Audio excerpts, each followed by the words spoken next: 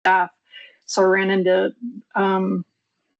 Abigail when she was leaving, and then I ran in, and then Kat works there. So we're in meetings together. It's so weird to have that many people with the CTST in one building. It's pretty good. We had some conversations about what each other were doing. It was enlightening. Nice.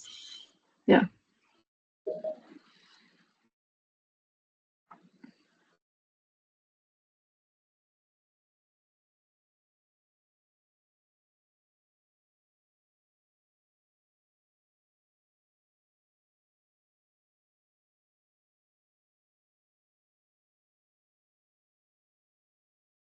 Hello, everyone.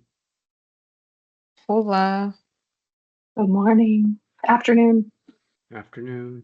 Oh yeah, it's afternoon now.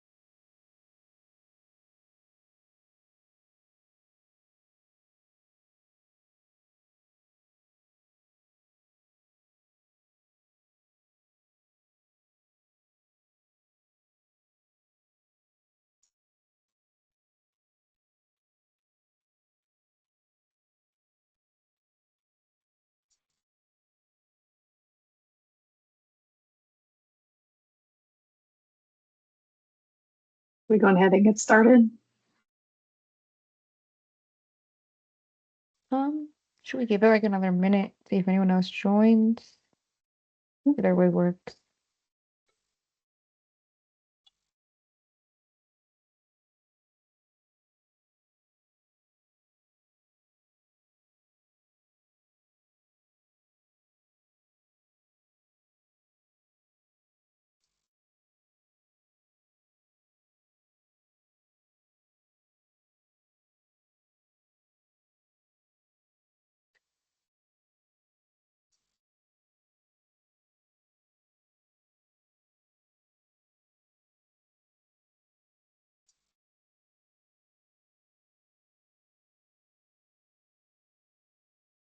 Yeah, I guess we could get started.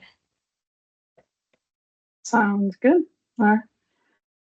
So welcome everyone to the already September Pasco CTST County CTST meeting. Sorry. Welcome everyone. I know that a lot of you attend every month, but we're going to go through welcome introductions, hoping to have some new people on the line. I'm Christina Bolnoy, the current chair of the Pasco CTST. Amy, do you want to start? I'll just go down the list. Hello, I'm Amy Elmore with EXP. I'm here with FDOT today. Excited to talk to you about some of our campaign ideas, hoping to get your feedback. Awesome. Thanks, Amy. Angel? Hey everyone, I'm Angel Avila. I'm with the Pasco County MPO. Welcome. Brenton? Brenton Mosier with USF Qatar. Eric? Hey y'all, Eric Henry with FDOT District 7 Traffic Safety. Awesome. Izzy? Izzy DeCepolo with HCA Bayonet Point. Thank you. Jim? Good afternoon, Jim Hartwell with Element Engineering. Thank you. Jonathan? Good afternoon, Jonathan Rose, Zephyr Hills Police Department. Welcome. Maya? Hi, I'm Maya. I'm here with Pasco ASAP. Welcome. Miss Lori? Hello everyone, my name is Lori Palayo with JMT. Just to let everyone know, this meeting is being recorded, and if you are not speaking, please mute your mic. Thank you. Randall? Or Randy?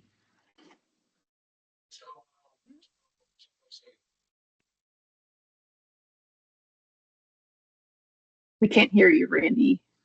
Sorry. Do you know? We try again. Hello. Yeah. Loud and Pasco clear. CHC. Thank you. Renessa? Sorry if I pronounced that wrong. No, that was perfect. Hello, everybody. Renessa Martinez with Johns Hopkins All Children's Safe Kids, coordinator for Polk and Pasco counties. Welcome. Tim? Tim Roberts, Florida Law Enforcement Liaison Program. Welcome. Ariana? Hi, Ariana Roman, Program Specialist with Mothers Against Drunk Driving. Welcome. Janine? Hello, Janine South with Mothers Against Drunk Driving Program Manager. Welcome. Toby? Hi, I'm Toby Von Koth with EXP, presenting with Amy today. Welcome, Toby. Wayne? Wayne Gaskill, resident, Ivy Lake Estates. Welcome. Did I miss anyone? Hearing none, we'll continue on. Okay, so review and approval of the August 2025 meeting minutes. Is there a motion to approve? Jim Hartwell will move to approve. Thank you. Second? Jonathan Rose, I'll second. Thank you. Thank you both. Thank you, Lori, as always, doing a great job with those. Okay, so the next old business, problem identification and follow-up.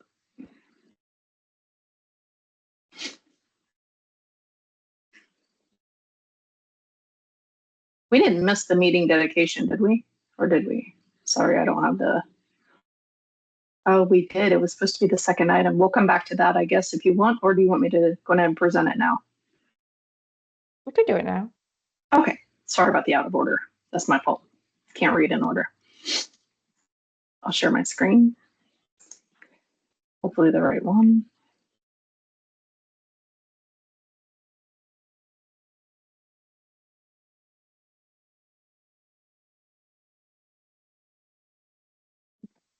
Which one is it showing? Is it showing the correct screen? Anybody? It's not the presenter version, but I could see your screen with your notes. This one. Okay. And that's fine. You can use that one. All right. So for this month, focus on pedestrian motorcycle safety. Actually, when I looked up what FDOT's I guess focus for this month of September, it's usually Rail Safety Week. So I did a crash looking at the crash history for the year, and there have been no crashes with thank goodness with any rail crossings. There was one damage because of a rail at US 41 and Dale Mabry, where they come together in like a V sort of fashion. An arm came down and hit a vehicle, but the flashing lights were activated. It just hit her vehicle, so because she went through when she shouldn't have. But the good thing is no fatalities were involved with any of that. So the focus today was on the pedestrian and bicycle safety, because that's always a focus to be alert, kind of alive sort of thing. So on January 19th, 2025 this year at 12:15 in the morning a.m., a motorcycle crashed into a pedestrian, resulting in a double fatality along County Road 1, which is Little Road, just north of the crosswalk at the Embassy Boulevard Hilltop Drive intersection. The motorcycle driver was 26 years old and the pedestrian was 18. And the motorcycle driver was wearing a compliant helmet and eye protection. It's unfortunate. They both passed away in this crash. The crash details is vehicle 1 was going southbound as a motorcyclist in the middle lane, the center lane, approaching the intersection, and the non-motorist was walking along the sidewalk and for whatever reason started walking eastbound across the intersection, across the southbound lanes north of the crosswalk, and was struck by the motorcyclist. And there was actually a witness that was there nearby and witnessed this entire thing and said that he didn't understand why he just went across the roadway. But anyway, the left side of the non-motorist, the pedestrian, was was struck, and then he was thrown in a southerly direction, and vehicle 1 overturned and kept sliding through the intersection, which is a pretty big intersection. And that driver was thrown off and landed in what was the northbound left turn lane, directly aligned with that. And the crosswalk actually on the other side of the roadway, which is pretty terrible. And the vehicle was not speeding, anything like that. So it was a pretty bad crash. And the motorcycle continued on and went all the way across the road into the Walgreens parking lot. So the tragic result, both were pronounced dead at HCA Florida Bayonet Hospital after unfortunately succumbing to their injuries. So this dedication is for these 2 individuals that were preventable. These injuries were preventable. These fatalities were preventable had he just used the crosswalk at the time that they were supposed to be. So that's our meeting dedication. Lori, any questions? I hope not. Lori, you can take it back. And now we'll move into the problem identification. Follow up. Okay, so the first one, Dougherty Road at US 301. I know the latest update I think we have on this. I know traffic ops on our side completed an analysis to see if a protected left turn was warranted to help address some of those left turn crashes, but it looks like they didn't find that the crash threshold or the volumes were great enough to warrant that. So it doesn't look like we're going to be able to go that route. So we may have to look at some alternative treatments for this intersection. Okay. Is that something in action that we can take, or is that something the DOT is looking at? I believe they're continuing to look at it, but if there's anything that this group can come up with in terms of recommendations, or if there's anything else that we think that could be effective here, that usually helps expedite it if we bring them a solution. Okay.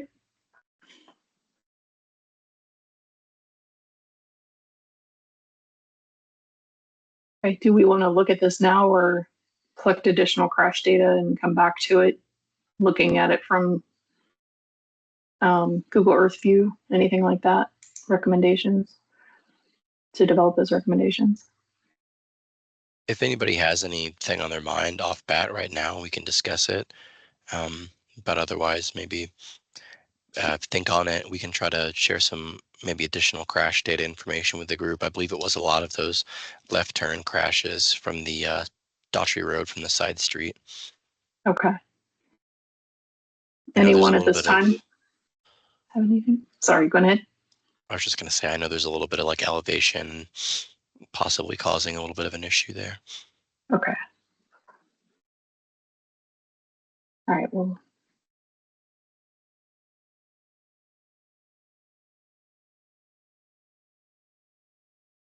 So should we leave it on the problem location sheet for now, or should we remove it? I would think we would leave it on. We'll take a look at it, and maybe if we can get a solution or a couple of recommendations to take a look at, that would be beneficial. Okay. I would agree with that. Thank you. All right, State Road 52.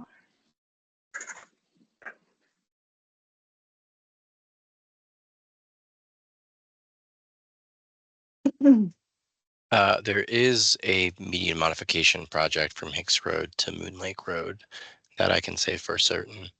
I think it's part of a larger resurfacing project, but I know we had originally talked about hopefully trying to do a signal at, I think it was at Shadow Ridge, which they wound up doing a signal warning analysis that found that it wasn't warranted. But I think Imeth talked about this at a previous meeting. Yeah, that there is another ICE ongoing for another intersection.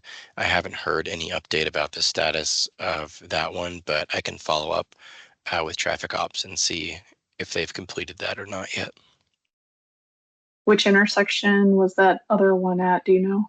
I think it's Colony Road, I think is the other one they were looking at. I know Thank you. Shadow, yeah. Actually, I can't recall if the warrant at Shadow Ridge wasn't warranted or if it just wasn't funded through this project. I'll have to double check that. Okay, thank you. All right, so State Road 56.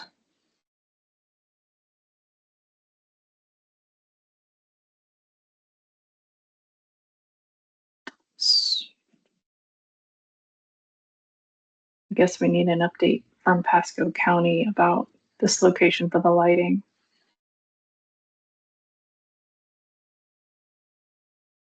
Yeah, I haven't heard anything from Emmett on our side on this, so I would have to double check with the county. Okay. So we're working on that one. After Venkat's departure, things kind of fell off on it. So we're working with FDOT and with Lakuchi to try to figure out which sections we can still light before the end of the JPA and how much it's going to cost. We have a meeting next Monday to hopefully try to finalize what sections we can actually get lit and then what our next steps are going to be. Awesome. Can you just bring us an update the next meeting? Absolutely. Thank you.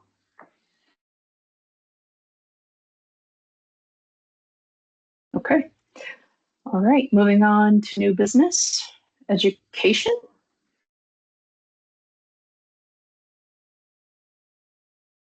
I can speak on some for MAD, and then my coworker Ariana will be able to as well. Thank you. We are continuing to do outreach and education in the community. I have shifted roles a bit as a program manager. So many of you have known me in the Pasco area for going on 9 years now. So some of those, a lot of that work, Ariana's taking over, and she'll talk to you a little bit about that. I'm managing our grant and doing some other things in the area. But just a few things we did since last I was on this meeting. I continued to do the freshman orientation with Mitchell High School. So I reached, I think it's 500 and some youth, that freshman class every school year at the beginning of the year, doing our Power of Youth program with them, which was really nice. And it was actually the first day that Ariana observed me doing the program. So she's been very quickly picking up and getting out there, and she'll talk about that a little bit. She'll talk about Wiregrass Ranch, and then I'm continuing to do the Pasco Juvenile Arbitration, where I work with the youth court system and the sheriff's youth court as well. And then more outreach in the community. So a lot going on there. And then I'll pass off to Ariana and talk about stuff that she's been doing and taking over within this county. Yes, so thank you, Janine. We have been doing a little bit of work in Pasco County. Me and Janine actually did a joint presentation at Wiregrass Ranch High School back in August. And so we reached about 80 students. We did about 4 Power of Youth presentations to reach 80 students total. And next Sunday, not this Sunday, but the next Sunday, I'll be at the Pasco County Fire Rescue Prevention Week table. So I'm getting out into the community, trying to make some more partnerships. And so I'm hoping that I can make some of those more partnerships to get into more Pasco County schools and do some more tabling events. Awesome. Thank you, Ariana. All right. Anyone else for education? Hello, this is Vanessa Martinez. I know we don't have Sheila Rainey on here. I know Sheila Rainey and Tina are getting ready for a Target Zero presentation, which they're going to be highlighting the initiative they've been doing with the Rays. So they have been, I don't know if you guys have seen or heard, but they've been going into these schools, promoting visibility, walking, with many of our elementary school, middle school students. And they have a rapper come in, and also Coda the Fluff, who is a Pomeranian in a convertible, and it's a hit. So, Sheila comes and does her education, and so does Tina, and they tell them, at the end of the education portion, we've got a real big surprise for you guys. And of course, they bring out the mascot Raymond, and the kitty, DJ Kitty, I think, is there too. And then also Coda the Fluff. So That's been wonderful. I think they're going to be taking that initiative and maybe expanding it. I know it's been an absolute hit. I know they've reached well over 500 students. I know one day alone, they probably had, I think, over about 350 students. And so they've been very busy going from Pinellas to Pasco, covering a lot of ground. And it seems like they might be expanding it as well. So if you guys haven't seen it yet, there are YouTube videos. I don't know if anyone just posted maybe a YouTube video on it, but it's adorable. It's wonderful. And if anybody doesn't know about the initiative, please check it out. It looks like it'll be continuing. For Pasco County. Great. So it's wonderful. Thank you. I just put one of them in the chat, and I'll put the other one in the chat now. Oh, it's so cute. You guys have to see. The kids are like obsessed. I mean, it's great. And it seems like it's, the education piece is really so cemented with the children, and obviously they get this memorable experience tagged along with it. So, I mean, you can't go wrong as a young kid and seeing something like that. You remember that for the rest of your life. So That's awesome. Thank you for that update. yeah, of course. Thank you all. Awesome. Anything else from education? I know. Or go ahead. Go ahead. Please. Me? Sure. Okay. So we just finished wrapping up the on the street education portion of our work on the mid-block pedestrian signals at US 19 at San Marco and between Elizabeth and Edna. And we are going to be doing some other some social media and some mailings and stuff to get sort of the word out about that, to get the drivers and the pedestrians and bicyclists all to be using those signals properly. So I'll have more of an update on that when the full campaign is complete. Awesome. Thank you. And one more. Sorry. I'm not sure if this is, I think this is the spot. You're muted, muted, Izzy. Izzy.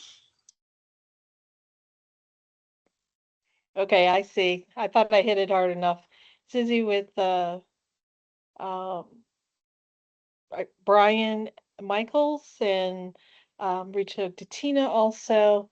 I'm working on getting hopefully for October for pedestrian safety that that the hospitals can put it on their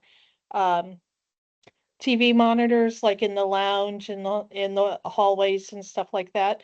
I had sent out an email to the local ERs, such as TGH, St. Joe's, Bayfront, North Bay, Trinity, Oak Hill. No, not Oak Hill. Oak Hill might be in there because I have one for that. Of course, our hospital, Lakeland, I believe also, that's not in Pasco, but reached out anyway, to see if that's possible to put information about the pedestrian safety month. So I'll let you know if I get any response from anybody. That went about a week and a half ago, that email. Thank you very much for that. Your efforts on getting that out there. Yes, you're welcome. Thank you, Brian and Tina. I have one other thing I can mention on our side too, which is that starting on October 1st, we're kicking off the Tampa Bay Citizen Safety Academy, which you may have heard me speak a little bit about before.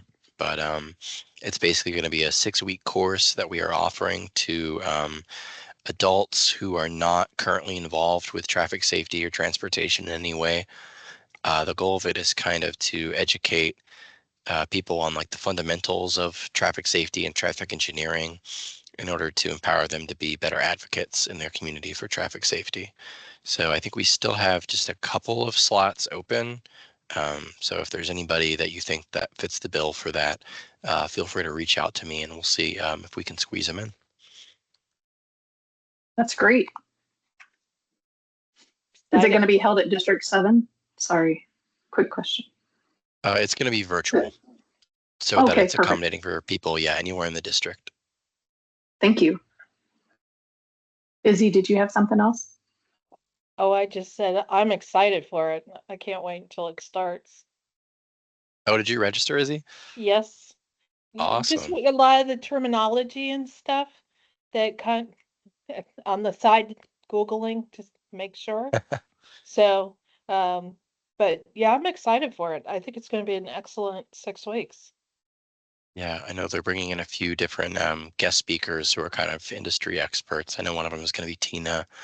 And we have some FHWA people that are coming out to teach a lesson or two. So it should be good. Awesome. Excellent. Hey, All this is right. Jim Anything Hartwell. else? Hey, Christina. Hi, Jim.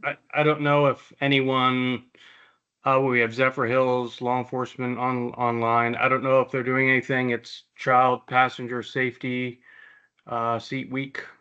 So I don't know if they have anything going on in Zephyr Hills, or anyone doing anything at the hospitals or educational wise for that. I just figured I'd bring that up. That's great. Any updates?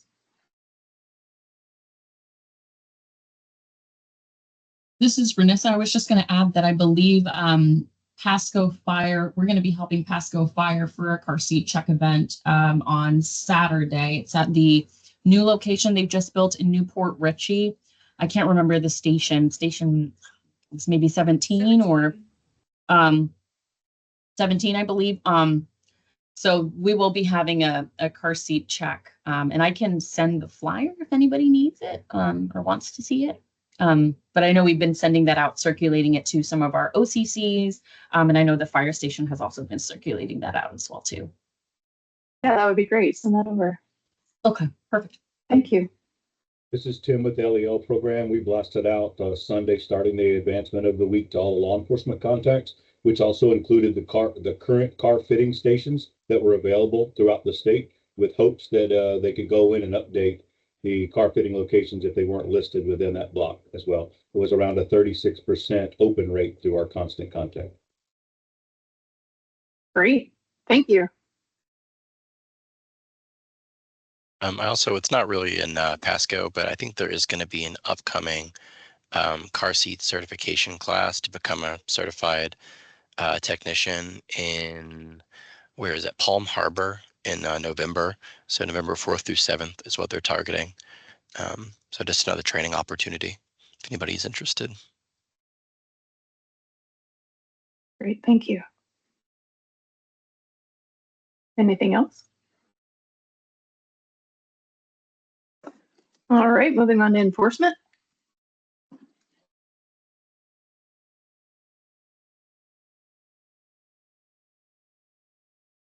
LEL, any updates on what you all's initiatives are besides the one you just gave for the car seat? Yes, ma'am. We just finished up our Labor Day Drive Sober, Get Pulled Over campaign. Agencies are still in their reporting phase until October 4th. I know there's a couple of agencies online today. If they would get their reports in, if they have any issues, give me a call. I'll help you out. Send me your data, whatever I need to do to get it entered in. We actually will be interviewing for your new District 7 LEL soon. We held over 26 phone interviews over the last week. And we will multiple candidates across the U.S., several here in Florida with lots of great qualifications. We have we're still in the process waiting HR's return for the narrowing down of the candidates, but we will have that in the next week. The candidates that did apply will know this afternoon whether or not they will be in-person interview. And very fortunate that 2 or 3, I believe it was 3, will come from the District 7 already. Very qualified candidates. That's all I'm allowed to say at this time. Excellent. That is great to hear that you got such a turnout. Not to be secretive, but I spent enough time in HR as it is. I don't need to go back. I don't want to know. Oh, that's funny. Okay, well, thank you, Tim, for that update. We really appreciate your partnership.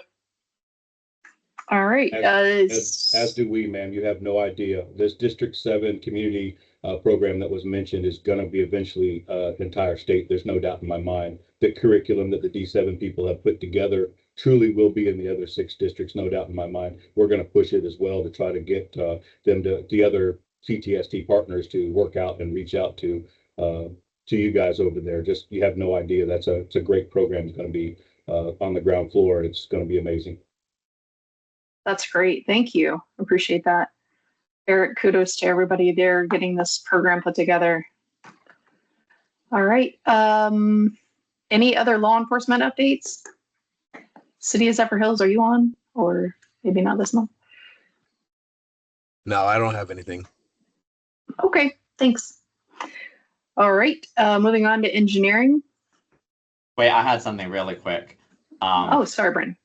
The Enhanced Law Enforcement Engagement Program, which I talked about in our last in-person meeting, won a Florida Tax Watch Government Productivity Award. So we went up to Tallahassee, me and Emmett and Bill Reha and Mike Zinn, to accept that award. And so it's great that, our local efforts are getting some good recognition. And that's another one that we expect, hopefully, all the other districts will start to replicate. That's great. Kudos to you guys. All right, anything else on enforcement before moving on to engineering? All right, we're in engineering. Eric, do you have any updates from the FDOT? I don't think I have anything on the engineering side for today. Okay. Anyone else? I know that we were going to start the mini RSAs. I need to look into getting those on the books to find out who wants to volunteer for that. I have those notes from one of the previous meetings, and we'll start, and I need to pull the crash data so that we can get that set up. Jim, do you have a question? Yeah, question for Eric. I know they're putting another MPS just north of 54 on US 19. I see it's all sitting on the side of the road ready to go up. Do you know when that's supposed to be set in place? And what is that? What's getting set up? A mid-block crosswalk. Oh. It's going to be right there just north of 54. I'm not sure what date they're looking to activate that, Jim, but I can reach out and find out and get back with you. Okay, appreciate it. Thank you. Thank you. Brenton? Yeah, you mentioned RSAs, and that made me think of another thing is George Evanston and Christian Zera, our safety consultants, they held a mini RSA training for law enforcement officers with several of the law enforcement agencies. I know that Corporal Rose here attended, and I know that Port Richey had representatives there, and I believe FHP Pasco also had some people there. So that's sort of, the RSA training is like a big, long, multi-day training. This is sort of a condensed, like giving them an idea of what to look for when they're out working the roads, and they can work with, our partners at FDOT and the local agencies to, if they see, because they're on the ground all the time, anything that they think can be addressed. So it's good to have them trained in that. Oh, that's great. Is there anything that they would be able to offer to us whenever we go out in the field to maybe participate and give some pointers, or is that specific to your other programs? Corporal Rose, you want to talk about what you learned? I mean, in a nutshell, it's more kind of just learning how to apply the common sense of what we see day to day when we're driving. Sign placement where there maybe needs to be signs like in a curve or something like that. But it's I think it was more of a, for a lot of the officers that were there, FHP and whatnot, it was more of a refresher of the things that we see. And then we're like, man, I wish somebody would fix that. How do we take care of it? And kind of giving us that connection to be able to voice that and get some action taken care of. Okay. Yeah, usually take it to that local agency and they'll be usually happy to help with that. Thank you for that update. Okay. Anything else in engineering? All right, moving on to crash statistics. So I could go over the fatal crash map.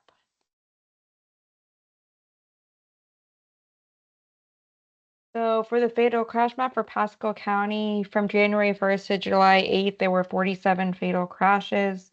At the last meeting through June 4th, there were 36. So there's been 11 new fatal crashes since the last meeting. They include one side swipe, one left turn, one rollover, one rear end, one pedestrian, one bicycle, 2 off-road, and 3 other fatal crashes. So just discussing the ped bike for this meeting, the pedestrian fatal crash report number 884-91956 was on June 28th at 12:57 a.m. on US 19 and Trouble Creek Road at the four-way intersection in dark, lighted, clear, and dry conditions. The vehicle was traveling north on US 19 in the outside lane, approaching a steady green traffic signal approaching Trouble Creek Road. The pedestrian was traveling eastbound in a wheelchair in the crosswalk of the intersection of US 19 and Trouble Creek Road, while there was a steady red stop hand at the southeast corner of US 19 and Trouble Creek Road. The pedestrian traveled into the path of the vehicle. The bicycle fatal crash report number 269-71780 was on June 10th at 5 p.m. on 7 Springs Boulevard and Copperfield Drive. At the Y intersection in day, clear, and dry conditions, the vehicle was southbound on 7 Springs Boulevard in the outside lane, approaching the intersection of Copperfield Drive. The bicyclist was westbound on 7 Springs Boulevard, crossing the southbound lanes. The driver stated that he observed the bicyclist in the gore prior to the collision and began slowing. The driver observed the bicyclist slow down and presumed that the bicyclist was going to properly yield to the vehicle. The bicyclist then proceeded to cross the southbound outside lane, entering the path of the vehicle. So as you could see on the fatal crash map, motorcycle fatal crashes account for 27.7%, making the second most common mode of travel type, followed by pedestrian and then bicycle. Again, there are 47 fatal crashes through July 8th. Same period in 2024, there were 60. So we were down by 13 in the same period. So we were showing improvement from last year. That's everything I have.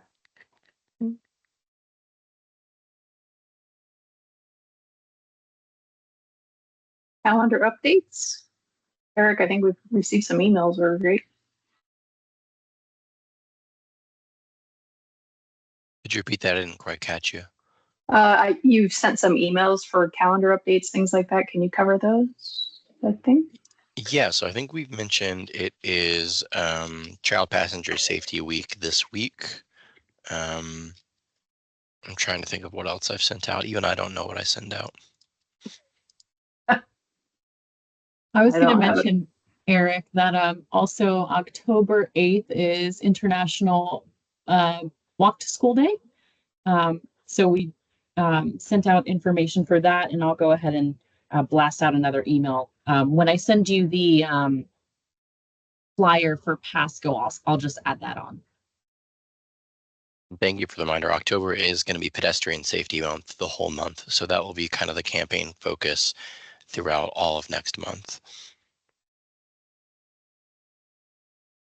Other than that, I think the only other calendar update I can think of, we will be out at the Garden 365 event in Pasco on October 4th, which is a Saturday. It's not one we've done before, but as I understand it, it's a pretty big event with a great showing. So we'll have a table there and be out talking to folks, handing out some safety materials. Great. I don't know if you mentioned this. It says October 20th to 24th is National School Bus Safety Week, and October 15th is White Cane Safety Day. There's a couple others. Those are both great ones. I haven't thought about that. I know, I don't think there are any of these coming up, but I know, I think it's Lighthouse for the Blind does a very cool training related to blindness and traffic safety, where they actually put a blindfold on you and like take you out to a crossing and have you cross the road and kind of experience that crossing as a blind person would. I think that's part of like a larger training that they do, but it's just something kind of interesting I thought of. It's interesting. All right. I couldn't imagine ever Thank you. doing that blindfolded. It sounds extremely difficult, like relying on those ADA mats and the audible and vibratory treatments and all of that. Agreed. All righty. HSIP update. Any updates? believe I have one. Give me one moment.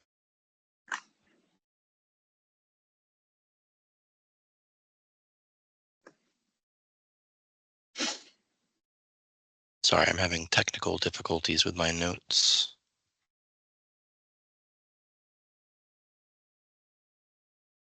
The only thing I think we have going for HSIP in Pasco was a request from Newport Richey for some RFBs.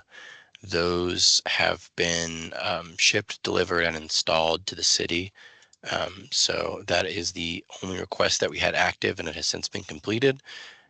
So if anybody else is interested in submitting any applications, as always, feel free to reach out to me or Lori if you want to discuss them beforehand.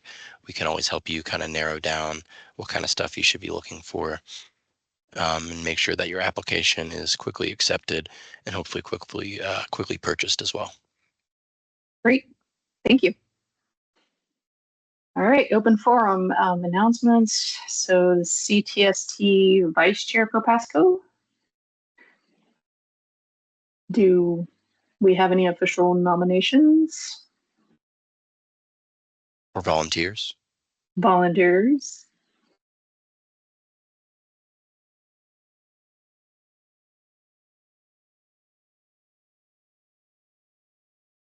Maybe. I think the only name I've heard tossed around was yours, Jeffrey. I don't know if that was from your mouth or if somebody else nominated you. I think he was nominated. I can't remember. I think it was just because it was the Vencat, like, and the partnering with Vencat helping out and then keeping it with Pasco County so that we can keep our knowledge, from Pasco. So I think that would be a huge advantage for us. Yeah, that's fine. Don't sound so enthusiastic. It's just the vice chair, they just kind of help out like when Christina's unavailable or Yeah. it's not too much involved with the vice chair position, just kind of taking Christina's role when she's not around. Right, Eric? Anything else? Pretty much. And we also have myself and Lori here if you're ever not available to do even that, we're always here for that. And then it also just kind of opens you up to if there's any input you have on the group itself or anything you'd like to see changed, you can kind of sway the vote a little bit. Or buy-in power. Just kidding. Sounds fine to me. Thank you, Jeffrey. Of course. Awesome. So get your name added to the website. And yeah. Yeah, I think usually if we only have one person who is willing to do it or one volunteer, usually we don't even bother with a full vote. So we can just adopt that as is unless anybody has any objections. Speak now or forever hold your peace. Great. Thank you, Jeffrey. Of course. Ooh, congrats.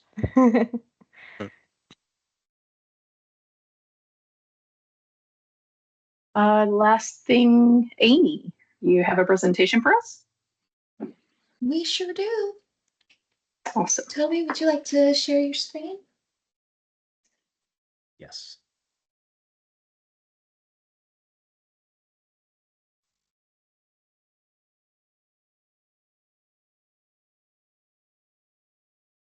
Can everybody see that okay? Mm-hmm. Great. And can everyone hear me all right? Perfect. Yes. Toby, I think, can you start the presentation from the beginning? Yes.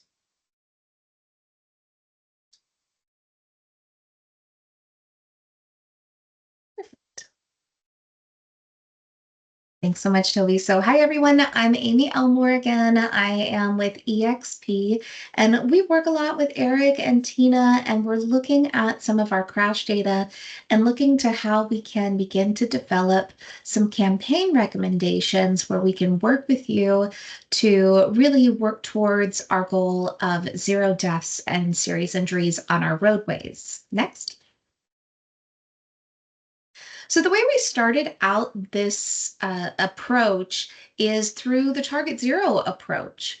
We looked at data-driven strategies. So we looked at our GIS, we looked at our crash data, and then we wanted to ensure we had a collaborative approach looking at and researching all of the different data that we were seeing through our MPOs and TPOs and other organizations. And from there, we were able to develop county by county campaign recommendations. So the same exact approach that Target Zero took from a statewide level, we then broke down into a county by county local approach, where we utilized crash insights to develop some impactful public awareness strategies. Next.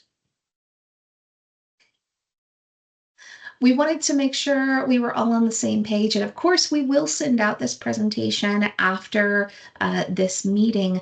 But there are a couple of definitions. We just wanted everyone to make sure that we all knew what we were talking about. So lane departures is a big one that we'll discuss in just a second. Crashes that are not in an intersection where at least one vehicle involved has left its lane of travel. And then, yeah, I think everything else is pretty good. Okay, next. And I'll turn it over to Toby. He's going to take us through some of the data that we're seeing and the crashes that are happening in this area. All right. Hi, everyone. So the information was pulled from Signal 4. The crashes that we've noticed happening in Pasco County for high injury areas occurred in Newport Richey, Land O'Lakes, Wesley Chapel, Hudson, Bayonet Point, and the major roadways that we've noticed were along the I-75 corridor, US 19, US 301, State Road 56 and 54, and State Road 52. And they tend to occur at major intersections and interchanges.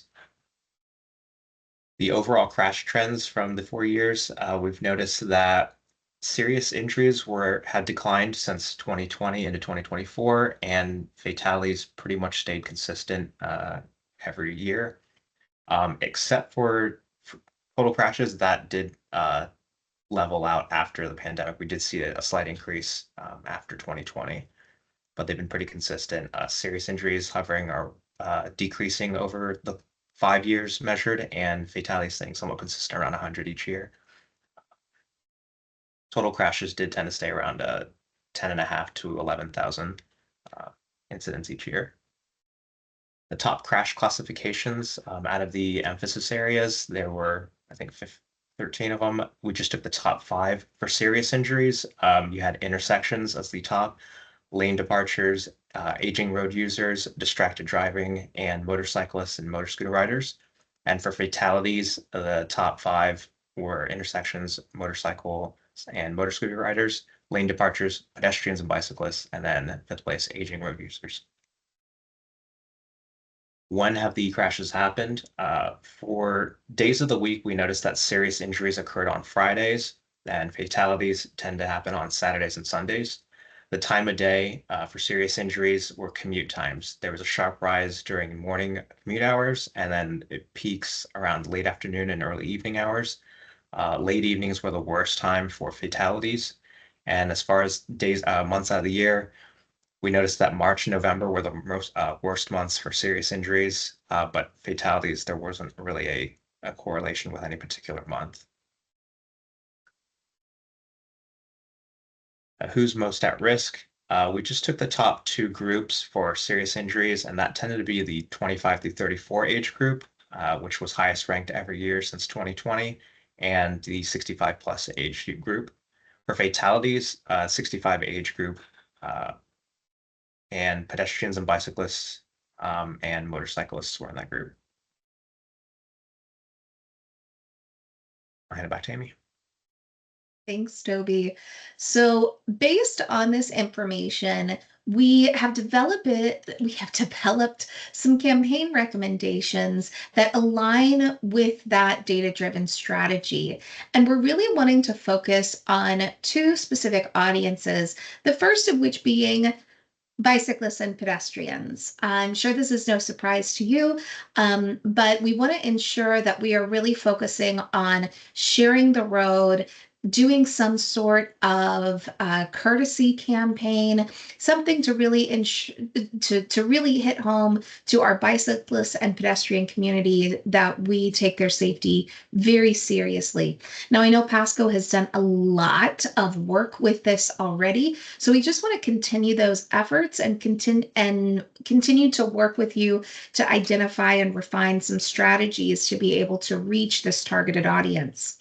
The other audience is our aging road users community as well. And with that, we want to ensure that they also are able to bike and walk safely, as well as do some motorcycle riding and that sort of thing. So working together, we'd love to develop a strategy with you, maybe do some targeted or pop-up events, some social media campaigns, community signage and education materials, even some programmatic geo-targeted ads, and then some PSA videos or even interviews. We're thinking we can partner with folks like AAA, our law enforcement, recreation centers, bike and sports shops, and maybe even some driving schools. Next.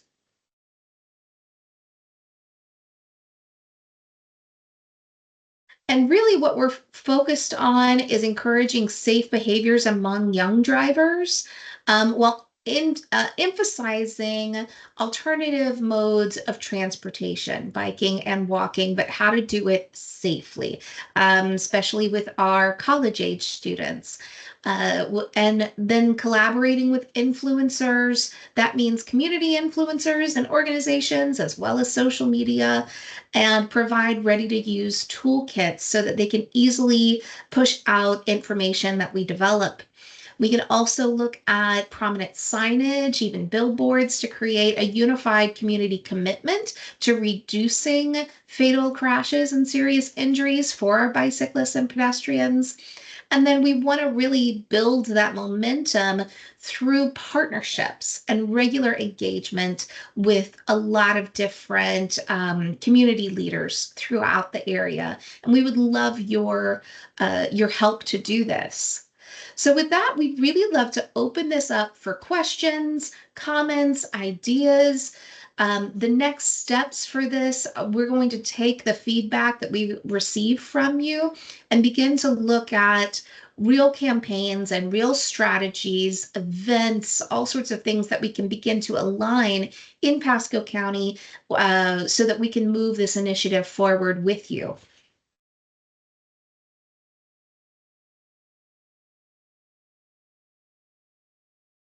And feel free just to unmute yourself and jump on in. Hello, this is Wayne Gaskill. I'm a resident. I think all this approach is really fantastic, but I would like to see some engagement, tactical engagement with the actual partnering with the law enforcement. What I mean by that maybe is a strategy to help them folks get some more resources to drive some of these campaigns by giving out tickets. Second comment is maybe there could be a strategy around these things called cameras to help the police department enforce and slow some of these folks down. So I love the strategy around training. I think it's fantastic. It will help. But I also think there ought to be a strategy to push some additional resources with law enforcement and maybe even some of the cameras as we're doing in some of the school systems. Okay, great idea. That's wonderful. Law enforcement is definitely a partner that we will work closely and collaboratively with on all of these initiatives. So I think that's wonderful. The camera idea, excellent. Thank you so much. Thank you.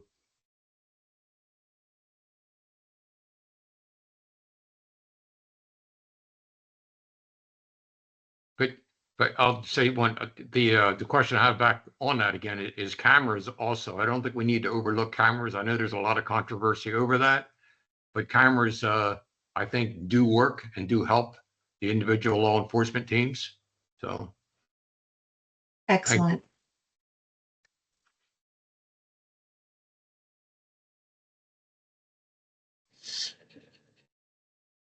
Are there any others?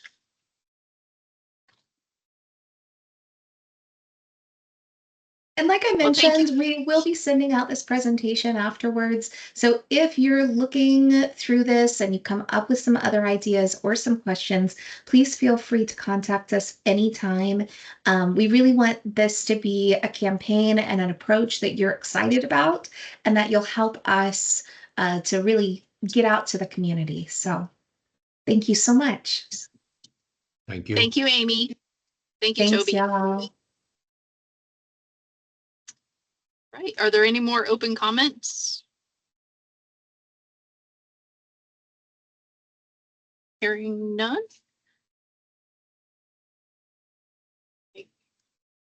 The meeting, our next meeting will be October 29th. It'll be virtual at 1:30. And I look forward to seeing you then. Have a great, safe week and month until we see each other again. Thank you very much. Thank you. Have a great Thanks, everyone. day. Bye, Christina. Thank you. Take care. Bye, everyone. Thank you. Thanks. Bye.